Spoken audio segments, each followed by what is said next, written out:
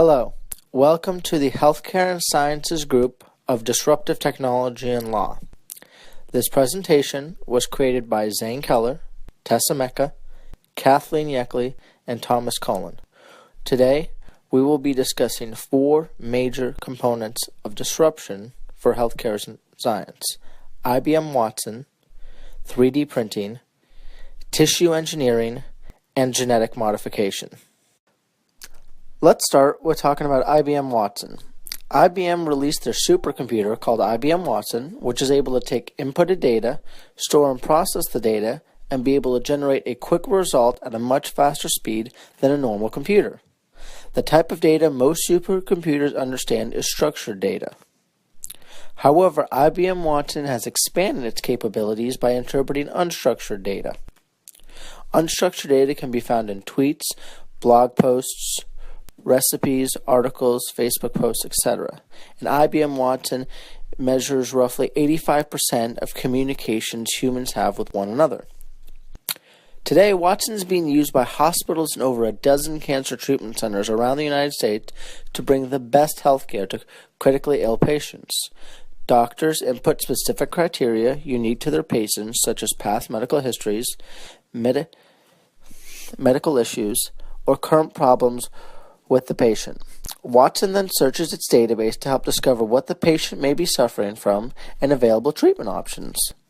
The database is comprised of other patients' data that is sent anonymously to the cloud computing system owned by IBM. Each time Watson is used, the database expands, making IBM Watson the first machine of its kind that becomes more intelligent as time progresses. Watson is also currently being used in cancer treatment centers to match patients with clinical trials, allowing patients to test experimental theories that could possibly cure diseases. Now, how is IBM Watson going to disrupt in the future? Much more precision is provided to doctors through IBM Watson, and they will at some point be able to 100% accurately diagnose patients. IBM Watson also cuts down the need for doctors in the medical scene, since IBM Watson can give responses to patients much quicker than human beings can. It can also aid in population increase in the future, since Watson has the ability to detect disease and customize treatment options based on the patient's needs. If IBM Watson is used in more hospitals and treatment centers, then there's a greater cross-fertilization of information and medical counsel. Okay. Another technology, like IBM Watson, that is currently in its infant stage is 3D printing. 3D printing is the practice of creating three-dimensional items out of a model on the computer.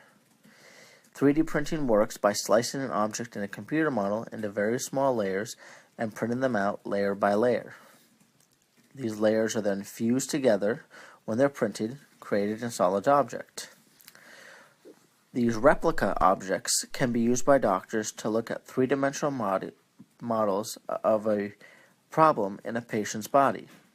However, 3D printing has started to go beyond this plastic use phase and has been used to replace organs and biological structures in the body.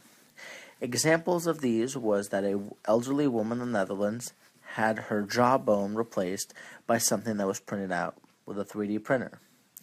And a spinal vertebrae bone was replaced in a child in China. 3D printing of organs designed for the specific need of a single person can replace organ transplant and disrupt people needing to wait years for them to get the proper organs. Also, 3D printing of organs can ensure that the host body will accept the 3D printed organ, because today, with the organs that are being transferred, there's no 100% guarantee that the host body will accept the transferred organ. The future of 3D printing for medical purposes can include the printing of entirely functional organs made out of cellular soft tissue.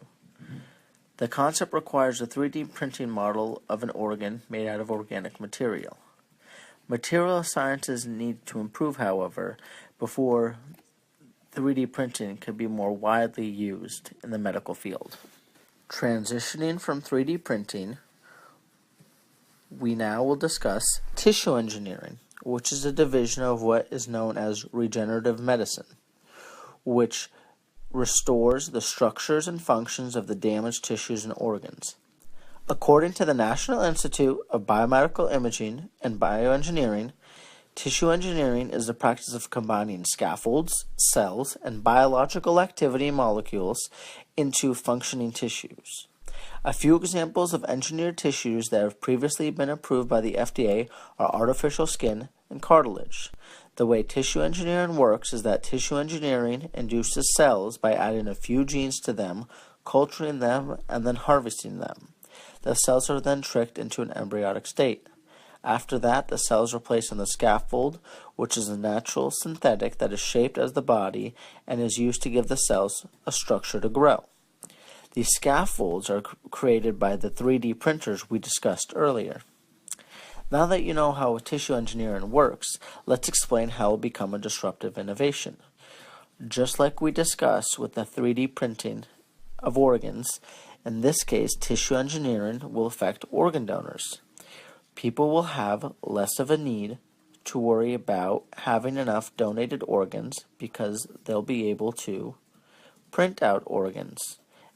People won't have to be waiting on waiting lists until they die, and it could possibly create the ability for humans to live longer, healthier lives. Our last talking point is about genetic modification. It's the most advanced of the three we've mentioned, and the reason is that it is even in a more infant stage than the three we've discussed. Genetic modification is the ability to take strands of DNA and reprogram them for whatever needs you want, whether that would be to cure disease or change the skin or hair color of a person. Currently, genetic modification is known in plants mostly. Companies like Monsanto genetically modify their seeds so that way they can deal with harsh conditions or put up with poor soil or whatever it may be.